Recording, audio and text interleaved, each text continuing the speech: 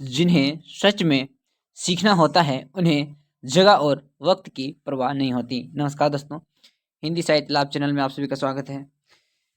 इस चैनल के माध्यम से हम सभी UGC net, JRF, TGT, PGT आदि आगामी 2023 के एग्जाम को ध्यान में रखते हुए अध्ययन कर रहे हैं। और आज हम सभी का विषय है सगुण धारा, रामचंद्र शुक्ल की मूल पुस्तक से प्रकरण 4 से, जो राम भक्ति शाखा पढ़ने वाले हैं। तो चलिए दोस्तों, देखते हैं आज का मुख्य विषय। राम भक्ति शाखा। जगत प्रसिद्ध स्वामी शंकराचार्य जी ने जिस अद्वैत वेदांत का निरूपण किया था वह भक्ति के सन्निवेश के उपयुक्त न था।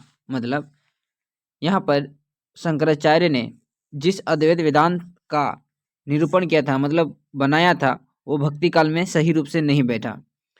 यद्यपि उसमें ब्रह्मा की व्यवहारिक सगुण सत्ता का भी स्वीकार था, पर भक्ति के सम्यक प्रसार के लिए जैसे दृढ़ आधार की आवश्यकता थी, वैसा दृढ़ आधार स्वामी रामानुजाचार्य जी संवत 1073 ईस्वी ने खड़ा किया। किसने किया था? यहाँ पर रामानुजाचार्य ने किया था। जैसे भक्ति काल में जरूरत थी सुदृढ़ की, उस तरह कौन खड़ा करते हैं? यहाँ पर रामानुजाचार्य। उनके विशिष्ट द्वैतवाद के अनुसार चिद्विष्ट ब्रह्मा के ही अंश जगत के सारे प्राणी हैं। देखिए, रामानुजाचार्य ने एक संप्रदाय मतलब वाद चलाया था, वो विशिष्ट द्वैतवाद। इंपॉर्टेंट है, मिलान के लिए यहाँ से देता है, जो उसी के उत्पन्न होते हैं और उसी में लीन होते हैं। मतलब उसी से जन्म लेते हैं और वहीं पर समाप्त होते हैं, मतलब गुप्त होते हैं। अतः इन जीवों के लिए उद्धार का यही मार्ग है। वे भक्ति द्वारा उस अंश का सामीप्य लाभ करने का प्रयत्न करें। रामानुजी जी की शिष्य परंपरा देश में बराबर फैलती गई। मतलब उनका जो संप्रदाय था वो धीरे धीरे फैलना शुरू हो गया और जनता भक्ति मार्ग की और अधिक आकर्षित होती रही। मतलब भक्ति में ज़्यादा इंटरेस्ट, रुचि लेना शुरू कर दिया। राम अनुज की श्री संप्रदाय में विष्णु और नारायण की उपासना की। इस संप्रदाय में अनेक साधु महात्मा बराबर होते रहे। किसमें? रामानुजाचार्य की संप्रदाय विशिष्ट द्वैतवाद में। विक्रम की 14वीं शताब्दी के अंत में श्री संप्रदाय के प्रधान आचार्य राघवानंद काशी में रहते थे। कहाँ? काशी में रहते थे और अपनी अधिक अवस्था होते देख वे बराबर इस चिंता में रहा करते थे कि मेरे उपरांत संप्रदाय के विषय सिद्धांतों की रक्षा किस प्रकार होगी। यहाँ पर कौन चिंता करते थे? इसके जो वैष्णव के संप्रदाय के प्रधान आचार्य थे विशिष्ट राघवानंद जी, वो चिंता करते थे। मतलब उनका देहांत के बाद उसके उपरांत उसका जो संप्रदाय है कौन आगे बढ़ाएगा। अंत में राघवानंद जी की दीक्षा प्राप्त कर निश्चित हुए और थोड़ी दिनों में परलोकवासी हो गए। मतलब उनका देहांत हो गया। कहते हैं कि रामानंद जी ने भारतवर्ष का पर्यटन करके अपने संप्रदाय का प्रचार प्रसार किया। पूरे भारत में भ्रमण किए और अपना संप्रदाय का प्रचार किया था। स्वामी रामानंद जी के समय में कहीं कोई लेख न मिलने से हमें उसके निश्चय के लिए कुछ अनुषंगिक बातों का सहारा लेना पड़ता है। वैरागियों की परंपरा में रामानंद जी का मुख का मानिकपुर के शेख तकी पीर के साथ वाद विवाद होना माना जाता है। ये शेख तकी दिल्ली के बादशाह सिकंदर लोदी के समकालीन थे। ये बहुत इंपॉर्टेंट है। किसके समकालीन थे? सिकंदर लोदी के समकालीन यहाँ पर रामानंद जी ठहरते हैं। बहुत इंपॉर्टेंट है। कुछ लोगों का मत है कि ये सिकंदर लोदी के पीर गुरु थे। मतलब कुछ लोगों का मानना भी है ये उनके गुरु भी थे और उन्हीं के कहने से उसने कबीर साहब को जंजीर से बांधकर गंगा में डुबाया था। कबीर साहब को जंजीर से बांधकर डुबाया था। कबीर के शिष्य धर्मदास ने इस घटना का उल्लेख किया। मतलब कबीर के जो शिष्य हुए धर्मदास, उनका भी यही कथन मानना है। इस कथन में देखिए क्या कहता है, शाह सिकंदर जल में बोरे। मतलब सिकंदर ने जल में उसको डाला।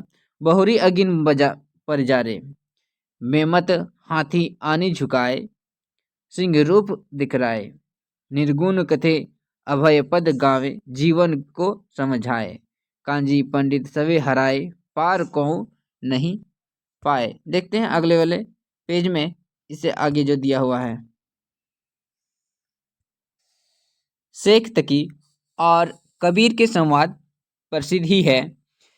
इससे सिद्ध है कि रामानंद जी दिल्ली के बादशाह सिकंदर लोदी के समय में वर्तमान थे। मतलब ये उन दोनों की संवाद से, बातचीत से ये बात निश्चित हो गई कि जो रामानंद जी तो जो थे वो बादशाह सिकंदर लोदी के समय में ही स्थित या उपस्थित या वर्तमान थे। सिकंदर लोदी संवतः 1546 से 1574 गद्दी पर रहे। अतः इन 28 वर्षों के काल विस्तार के भीतर चाहे आरंभ की और चाहे अंत की ओर रामानंद जी का वर्तमान रहना ठहरता है। मतलब यही निश्चित हो गया कि जो रामानंद जी थे वो सिकंदर लोदी के समकालीन थे। कबीर के समान शेख भगत की रामानंद जी के शिष्यों में प्रसिद्ध है। ये कबीर के समान सेन भगत भी ना रामानंद जी के शिष्य के रूप में प्रसिद्ध है। जिस प्रकार कबीर के शिष्य धर्मदास ठहरते हैं, उसी प्रकार रामानंद जी के शिष्य सेन भगत ठहरते हैं। ये सेन भगत बाधवगढ़ नरेश के नाई थे और उनकी सेवा क्या करते थे। ये कौन बाधवगढ़ नरेश थे उसका पता भक्तमाल राम रसिकवली में रीवा नरेश महाराज रघुराज सिंह ने दिया है। किसने दिया है? रघुराज सिंह ने दिया है। कहता है बाधवगढ़ पूरब हो गयो, सैन नाम नापित तहाँ जायो, ताकि रहे सदा यह रीति, करत रहे साधुन सो प्रीति। ताह को राजा राम बघेला, बरनयो ते ही कबीर को चेला, करे सदा तिनकी सेवकाई, मुकर दिखावे तेल लगाई। रीवा राज्य के इतिहास में राजा राम या रामचंद्र का समय संवतः 1611 से 1648 तक माना जाता है।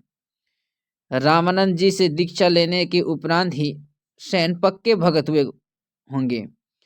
पक्के भगत को पाने पर ही उनके लिए भगवान के नाय का रूप धारण करने के बाद प्रसिद्ध हुई। उक्त चमत्कार के समय वे राज सेवा में थे। अतः राजा रामचंद्र ने अधिक से अधिक 30 वर्षों पहले उन्होंने दीक्षा ली हो तो संवतः 1575 या 1580 तक रामानंद जी का वर्तमान रहना ठहरता है। इस दशा में स्थिति के स्थूल रूप से उनका समय विक्रम की 15वीं शताब्दी के चतुर्थ और 16वीं शताब्दी के तृतीय चरण में के भीतर माना जाता या ठहरता है। श्री राम अर्चन पद्धति में रामानंद जी की अपनी पूरी गुरु परंपरा दी, जिसमें राम अर्चन पद्धति ये किनकी रचना है? रामानंद की रचना है, श्री राम अर्चन पद्धति। उसके अनुसार रामानंद जी रामानुजाचार्य जी रामानंद जी से 14 पीढ़ी ऊपर थे। कितने? 14 पीढ़ी ऊपर थे।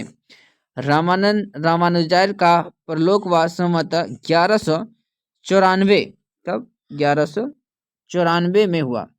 अब 14 पीढ़ियों के लिए यदि हम 300 वर्ष रखें तो रामानंद जी का समय प्राय ही आता है। मतलब बहुत रेयर में ऐसा, अगर इसके पीछे हम जाएंगे तो ये शायद वो थोड़ा से आगे पीछे हो जाएंगे।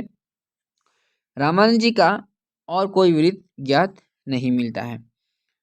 तत्वतः रामानुजाचार्य जी के मतावलंबी होने पर भी अपनी उपासना पद्धति का उन्होंने विशेष रूप रेखा।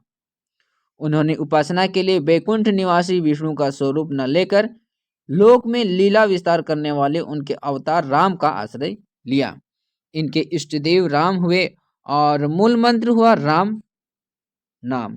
पर इससे यह नहीं समझना चाहिए कि इनके पूर्व देश में राम उपासना भक्त होते ही ना थे।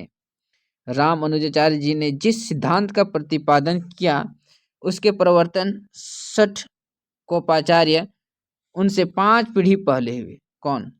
षटकोपाचार्य। उन्होंने अपनी सहस्त्र गीति में कहा, देखिए किनकी रचना बहुत इंपॉर्टेंट यहाँ रचना मिलती है हम सभी को, सहस्त्र गीति है, षटकोप की रचना सहस्त्र गीति रचना ही क्वेश्चन पूछा गया है। कहते हैं कि दशरथ रहस्य सुतम तम बिना अन्य शरणावासिनम, श्री रामानुजाचार्य के पीछे उनके शिष्य कुरेस्वामी हुए, जिनकी पंचस्तवी में राम की विशेष भक्ति स्पष्ट झलकती है। रामानंद जी ने केवल यह दिखाया कि विष्णु के अन्य रूप में राम स्वरूप को ही लोक के लिए अधिक कल्याणकारी समझ छांट लिया और एक सबल संप्रदाय का संगठन किया।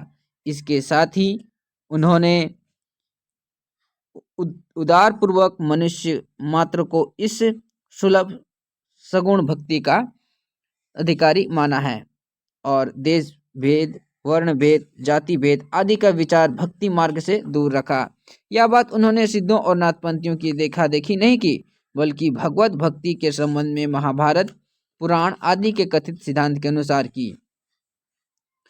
रामानुजाचार्य संप्रदाय में दीक्षा केवल द्विजातियों को दी जाती थी, पर स्वामी रामानंद ने राम भक्ति के द्वार सभी जातियों के लिए खोल दिया और एक उत्साही विरक्त दल का संगठन किया, जो आज भी वैरागी नाम से प्रसिद्ध है। तो यहाँ पर देखते हैं, रामानंद से पहले जो संप्रदाय चलती थी वो उसमें एक खास लोगों, खास जाति को ही इसमें प्रवेश के लिए मिलता था, लेकिन रामानंद आने के बाद राम भक्ति के द्वार सब जातियों के लिए खोल दिए, कौन छोटे कौन बड़े सभी के लिए एक समान कर दिए, और वही कारण है कि आज उसका नाम वैरागी नाम से ठहरता है।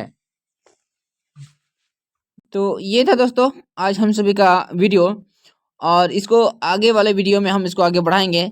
अगर आप इस चैनल पर नए हैं तो please like, comment and subscribe कर दीजिएगा, ताकि आने वाले वीडियो आपके तक जल्द से जल्द पहुंच जाए और मुझे भी मोटिवेशन मिलते रहे। तब तक के लिए धन्यवाद।